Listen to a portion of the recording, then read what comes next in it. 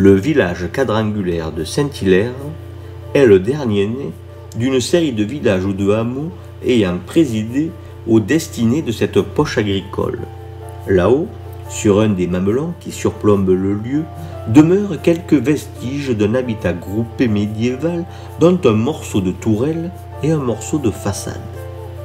Le village redescend au milieu du XVe siècle après avoir reçu l'autorisation du roi. Les temps troublés de la guerre de Cent Ans sont passés ou en passe de l'être, et cette position perchée n'est plus tenable, tant elle est éloignée des terres arables et tant les chemins pour y accéder génèrent de la peine et des difficultés.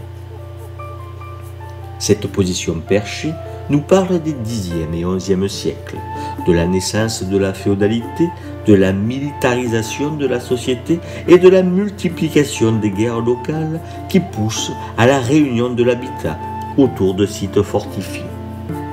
Une tour féodale a sans doute vu le jour là-haut, lorsqu'à la demande d'un grand seigneur des environs fut décidée sa construction. Dans le cadre du serment de fidélité, cette place forte fut attribuée à un vassal qui a pu, à son tour, la donner à garder à un chevalier de son entourage.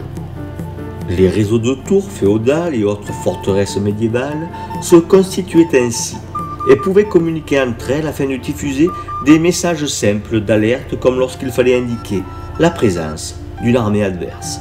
C'est donc autour de cette première tour féodale que sont venus s'agglutiner les paysans qui jusque-là vivaient dans des maisons éparses au plus près de leurs terres ou dans un petit hameau aggloméré autour de la chapelle de la Clastre.